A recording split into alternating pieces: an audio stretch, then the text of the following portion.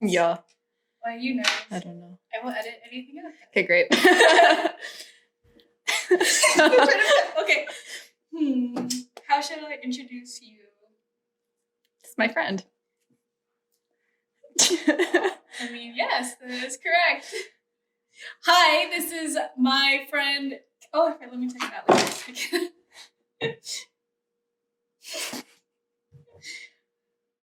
Hi, and welcome to Season 2, Episode 6 of Gay Monologues. Before I get started, I just wanted to add a quick PSA. So I know I've been talking a lot about my past and my past experiences as a bisexual, but I just want to make it clear that I currently identify as a lesbian, the big L word. If you want to know how I know, please refer to Season 1, Episode 10, Am I a Lesbian? AKA my favorite episode. In the meantime, please enjoy my chat with my best friend / roommate, Catherine, and our personal experiences with homophobia. Hi, this is the infamous best friend / roommate, Catherine. Yeah, I'm really excited to have her here for two reasons. Oh my god, just my hat. But two reasons. Reason number one, I love talking to her. She's my best friend. Duh. And reason number two, because I really admire the work that she does as a middle school teacher. She is literally the teacher that I wish I had growing up. I mean, I do have favorite teachers, but this is what I would have wanted. Sorry, would have wanted my school. Thank you. And I really appreciate the work you're doing. It's really hard to share personal stories, especially when you don't get to see your own story represented in other ways. So I really appreciate that you're making these gay monologues to share with everyone else so that they can relate to you. Thank you. I didn't expect you to compliment me back. Either. I just came out of nowhere. Okay, well, seeing as this is your first time here, how did we become friends? Or how did we meet? I live here. We went at Canada's. That's why we don't have face masks on, by the way, because we live together. So all of our cooties are already on each other, and that's fine. That's right. Yeah. So we met at Canada's Wonderland, which is the biggest amusement park in Canada, I think. And I think. Yeah. And is it actually? Yeah. Yeah. We don't have anything here. We don't have anything cool here. Other than, free healthcare. Yeah, that. And education. And, so we went to Canada's Wonderland. So this was like 5 years ago. I was this super awkward and nervous and nothing's changed, but very nervous team lead there. And it was my second year. And then we worked at three rides, and it was Krisha's first year, so she was a ride operator. Great. And the tiers is like, basically you start off as a lowly ride operator, which I was, then you get promoted to a team lead, and then a supervisor, and then so on. Yeah. That's how far we both made it. Yeah. And so we worked with these rides together, and there was, that same summer, eventually we both got promoted again, so I was a supervisor and Krisha was the lead at the same. Well, we worked at the same ride more often, I guess, and then, so there was a girl who was working there at the time, and she asked Krisha to hang out with her at lunch, and then Krisha said yes, because Krisha can make friends like that, and the girl was talking about how awkward I was when they went out, and Krisha defended me, so I really appreciated that, and It was a little biased because at the time I was reading this book called An Abundance of Catherines. And spelled correctly, by the way. Yeah. There's a wrong spelling of Catherine? No, it's just other spellings. Oh, okay. Yeah. Sorry. No. Anyway. Yeah. So we worked together. Bad job. So we basically went through hell together. And that's why we're friends. No swearing, though, of course. Yes. We also, we went to Niagara Falls together after, I think it was the year was our after. first, our first trip. We weren't really that close. Well, we were. We were, but that helped. Yeah. And makes our friendship more. And we had, so at the first three roller coasters, I guess, we worked at, or first three rides we worked at, there was someone else who was there named Adele, and she was our supervisor, and so we are still friends with her as well. Yes, and she she went is. to Niagara Falls. Yeah, she hired me. Yeah, she's like the super nice angel of a being. Supermodel. Supermodel as well. Yeah. Not really, but she looks like a supermodel. Yeah. Yeah. And then so now we live together. We lived here for over a year. My brother used to live here as well, and he moved out, but we still lived here. Basically, Catherine saved my life and brought me here. Now I'm happy. And last year she was helping me set up I was a guidance counselor, so she helped me set up the guidance office. And we both had matching, well, not matching, but we both were, okay, it was like an impromptu sleepover because it was before I moved here. And Kat had asked me to come help her set up a classroom. And I was like, okay, well, I'm not doing anything with my life, of course. And so I didn't have a shirt to wear the next day, so I went to a store and went to look for a shirt. And I was trying to choose between these two shirts, and I'm like, Kat, which one? And she's like, oh, I have a Ramones shirt too, buy that one. So then we had matching t-shirts. We were both wearing Ramones t-shirts. and jeans, and I think this. Yeah, hat. We were both wearing hats too? Probably. Oh, we don't kind of remember. match right now too, right? Almost. And then my principal asked if we were sisters. And then it was so awkward. She tried to justify. It's like, you guys have the same smile. It was cute. Yeah, we're not sisters, by the way. Pretty obvious. I've been trying to get her mom to adopt me, though. Maybe one day. I don't think she wants a 20 whatever old. Oh wait, I'm one. Oh. Right. I brought Kat on today because not only is she my roommate / best friend, but she's also a queer person. Yep. Kat, what do you identify as? I'm the B. The B in The B for bye. Bye. Do you want to go on? Yeah, sure. All right, so I'm really nervous speaking. This is the third time that we tried recording this because I hate public speaking. And it's weirder because I can see myself on here. Anyways, so I wrote down because, yeah. So I was more of an ally first. Like, I didn't think anything was wrong with it as in being queer. But then I was upset that, certain religious organizations weren't accepting, schools weren't accepting. And I thought it was wrong to, not be accepting to anyone. And I'm definitely not perfect. I was perfect. I can count on, all my fingers and all my toes how many times I've said the wrong thing or described what being gay or being trans or being any of those letters, describing them wrong. So I always thought of myself as an ally first. I knew not accepting people was wrong, and when certain religious organizations were denying gay people the right to marry or to do something, I thought that was wrong. And when schools weren't teaching anything, I also thought that was wrong. And the fact that the Ontario government hasn't included queer people in any way, it's also, yeah, of course that's wrong. And I'm not saying I'm perfect. I definitely have appropriated things. I can count how many times I've done that on all my fingers and all my toes. I've said the wrong thing. I've defined it the wrong way. I'm definitely not perfect, but I knew that people deserve the sense of feeling like they belonged and that they should be belonged. But even though I thought of it that way, I didn't think, oh, I must be part of the queer community. That didn't make sense to me. But when I looked back, as an adult, when I looked back, I was like, wow, this isn't really very straight. So, yeah. Yeah, okay. Yeah. So I don't want to get too much detail about that. But a lot of my time was spent me asking, this wasn't straight. So what is it then? And am I straight? Am I gay? Am I bi? Am I lesbian? And that was a lot of my thought process, especially when I was maybe when I was 20.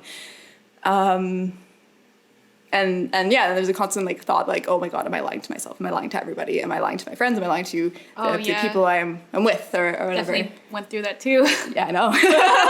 And then I remember being in high school and there was a gay dude who said, there was someone asked him a question on one of those Formspringy type of things does that exist anymore? Formspring? I don't think so, but I know what you're talking about. It's somebody posts a question and people answer anonymous. Oh no, people. Yeah.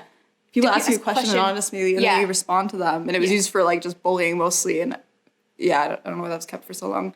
But this one guy who's gay was asked, like, oh, do you believe bisexual is a real thing? And he said no, because that was what he used as a cover. He thought that was a more safe out than saying, like, no, I'm 100%, like, I am gay. So I took advice from, you know, a 14-year-old boy instead of maybe listening to somebody else, and thought that, okay, this doesn't exist because this one kid with this one experience with it said it wasn't true. And but then, you know, so I didn't think that option was available. And but there's a book called The Bisexual Option that says, it's a very older book, but it says that, you know, if someone says that they're attracted to the same gender, then they're attracted to the same gender. That is possible. If someone says they're attracted to 2 or more genders, then that is possible. So basically, whatever you're feeling is possible. And because that is what I was feeling, then yes, therefore it is possible, no matter the degree in which somebody feels those things or how often they change. So there is no maybe lying to yourself or lying to myself. It's just, that's the way it came to me, I guess. That makes sense? Yes, Oh, thank God. absolutely. Right, and I remember we met each other before we even both realized that we were queer in any way. And I think we weren't really, so the way that Wonderland worked is you were obviously only working the summer, and the season ends during the last day the park is open is Halloween. So from November to whenever training started in the spring, we didn't work. Yeah. February maybe, or March? I think March. Yeah. Closer to spring. Mm-hmm. So for those months in between, Kat and I didn't really talk too much. And so we were going through, I think around the same time we were going through this kind of stuff, but we just weren't talking to each other about it. That would have been helpful, eh? Yeah. Even I was looking at when we became friends, it was like the end of the season. It was November. It wasn't even like I could have been closer to you during that time. Like, why didn't I have you on Instagram at that entire time? We had each other on Facebook. I think before we only ever talked on Facebook. Who does that? Yeah. Yeah. But yeah, sorry, go ahead. Right, anyway, so we realized I think I came out to you first. Yeah. Yeah. Oh, yeah. That was on the way to Niagara. Oh, it was on the way to Yeah. Niagara? So I came out to Kat, and then Kat came out to me, and then we're like, yeah, gay friends. Yeah. And that was the other reason that I wanted to bring you on here, because before I identified as bisexual, and I know I've gone through like a lot of experiences with biphobia, and it really upset me, but it wasn't as big of a deal to me because I was dating women. But for you, I know you've gone through a lot of things with this.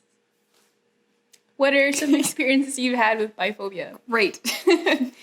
So there's sort of an idea that no one can be bisexual. So again, like they're going back to like, oh, they're lying either way. So either they're gay or they're straight. I remember hearing in high school, this girl came out as bi, and everyone was like, oh, she's just doing it for attention. Yeah. Krisha. Oh, I was cutting that out. Sorry. That's gonna be some things for attention. And I mean, even if someone did something for attention, I don't care. Who cares? Someone could say they're gay and they're not. That's okay. I don't really care, to be honest. But the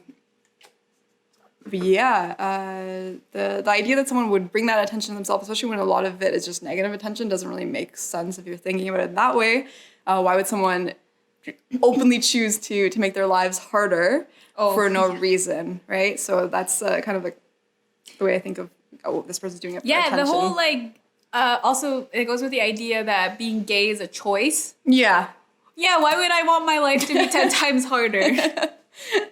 just bored, you know. Yeah, it's not hard enough. It's like you're playing a video game and you're like, this is too easy, let's turn it up to the hardest level. Yeah, it's one of my history professors said that a long time ago. She said that, you know, everyone's playing a video game and just some of us have it on a harder level, which is how she used to describe like everyone's identities. So if you're so if you're a straight white cis man, then who's able-bodied and doesn't have an accent and has a high-paying job, then you're playing on the easiest level, whereas everyone else is playing on a very hard. Yeah. So why would you choose to bring yourself to an even harder level to play with? Yeah. Okay. Anyways, so I was trying to think of these moments that are specific to being, you know, biphobic, and for a lot of people, I've heard, when they're dating someone, it's like, oh, well, this person doesn't, my own partner that I'm with, like, doesn't believe me. My best friend doesn't believe me. So people, even from the queer community themselves, are not believing other queer people. And although that's like experiences that I've heard from other people, it's not one that I have. But when I think of anything that was said to me in a hurtful way, I think it could have been hurtful to any gay person or any queer person. So, when I'm in my job, or a job that I had, only one person has ever asked, hey, do you have a husband, wife, boyfriend, girlfriend, or partner, instead of just what I normally hear is like, do you have a boyfriend? Or even just like, I don't get my nails done. What do I do? That's my life. But just going to like a store for something, like, or going to a service or something, like spending time with someone one-on-one, like that's the comment that I will hear. It's never like, hey, do you have a partner? Or when I worked at a restaurant, same question. So even that is just like, is just reminding us that like, oh, what's normal, and normal tattoo. What's normal is because you're at least kind of feminine. I don't know. Yeah, because I have longish hair and wear dresses occasionally or whatever. I must be dating a man, which is not always it's not the only possibility, right? And also, like, I can remember being in grade 10 and having to hear, and I remember, like, for me, I remember this exact place. I remember the exact moment. I remember this friend's first name, last name, what school they were at, what school I was in, and them saying that, well, anyone can be gay, just not you. So even that moment, and it's not like, this person in grade 10 was so mean. It's like, what she said in for like 5 seconds, like, left something for me for my entire life, like just a moment of like, oh, but why can't I be like this, or why can't I be bisexual or gay or whatever, in that way, or other things that are like, I think this was the same friend, but anyways, her saying that, like, without knowing anything about me, because I didn't know either, but without knowing anything about me, is just saying like, oh, I think this lesbian has a crush on me, and like, or that was a common thing, like, based off of nothing, and maybe so, but when people do that, when straight people do that, it makes gay people so much more afraid of coming out, because they don't want that to be the possibility that this is what this person thinks about me, so it's not a safe place to come out. And I'm not gonna lie, in high school I was homophobic, and I hated that about myself. I still hate that I made anybody feel like that when I was in high school, because it does leave such a big scar, and I can't really like forgive myself for doing it. It's like, I laugh, but because I'm uncomfortable. Yeah. I remember there was a girl that, well, first of all, that girl that came out and said that she was bi, and I agreed with everybody else. It's like, oh yeah, she's just doing it for attention, because I didn't know any better. And when someone else came out as lesbian, it's not that I made it a point to bully them. I never did that. But I thought it was gross, because I was so homophobic. It was so ingrained in me that gay is wrong. And I remember this one time I was watching, I don't know why I was watching MTV with my dad when I was younger, but it was like some dating show. And there was like a lesbian there, and there were girls kissing, and my dad was just like, oh, that's so gross. And I'm like, yeah, that's so gross. Why would anybody do that? So I brought that out into school with me. And I'm not sure if she ever heard me, but I steered away from her. And saying those things, like saying those kind of things to friends who weren't out at the time, made it 10 times harder for them to come out. Mm-hmm. Yeah, for sure. Because even when, you think someone is straight, or they've said they are, and it's like, as you know, because you grow up into adulthood, it's like, oh, they're actually gay. You don't realize what you have said at that time, or what I have said at that time that was hurtful. For like, we both worked at a summer camp with one of our friends who was like the coolest leader, teacher, firefighter, just like the cool bodybuilder, the coolest person, one of the coolest people I've ever met. And when her wife would come by to drop off food for her, there was like a moment where these two girls were sitting beside each other, and one of the girls was like, oh, do you know who that is? And the other girl said no, and she's like, oh, that's our leaders, that's her wife. And the other girl's like, a wife? And then the other girl said, yeah, you know, girls can marry girls and boys can marry boys. And then the girl's like, okay, and that was it. But when coming from a family that maybe is, or maybe not a family, but when coming from a place that like, where there's homophobia all the time, and that includes our schools, that includes any system that is operating in Canada or America, really just teaches you, or just looking at the media, it just really teaches you that that's not acceptable. And even though no one's born hateful, we learn from everyone else that, this is wrong. I'm smiling because I'm thinking about this camp, not because of this Really camp was actually really fun. And Really fun. she created such an open space where everybody felt so welcome. I actually teared up one day. I teared up because there are non-binary kids there, and they were just like, they're happy. They don't feel judged. And, you know, you have boys wearing nail polish and it's okay. Yeah. And it's just the whole atmosphere was very welcoming. And I'm still so happy that I got to be a part of that camp. Yeah. Yeah. Definitely. Yeah. That story is one of my favorite stories about the wife thing. Like, yeah, it's It's coming from a little girl. Yeah. She was like, what, 8? 8. And if that conversation could have gone another way, right? If there was someone else present, like the way that for MTV with you, that conversation could have gone a different way to make her think, oh, that's gross. But instead she's like, oh, okay. And that's the thing too, right? If you're coming from an open home, I mean, open as an accepting home, you bring this out to the school. In the same way that I brought out my homophobia, they're bringing out their acceptance and letting other kids know that it's okay. Because some people don't, like some parents don't talk about it with their kids, right? So when they see it from their friends being open, then it's like, oh, it's normal. You normalize it. Mm-hmm. Yeah. And I went to a Catholic school, so nothing was, I had no exposure. No exposure. Yeah, me either. I'm laughing also because I'm uncomfortable. Yeah. This is why we're friends. This is We laugh at everything uncomfortable together. We just enable each other's bad habits. Yeah. Cheers. Yeah. Like, I'm like shaking from it. like going and getting coffee an absurd amount of times. Yeah.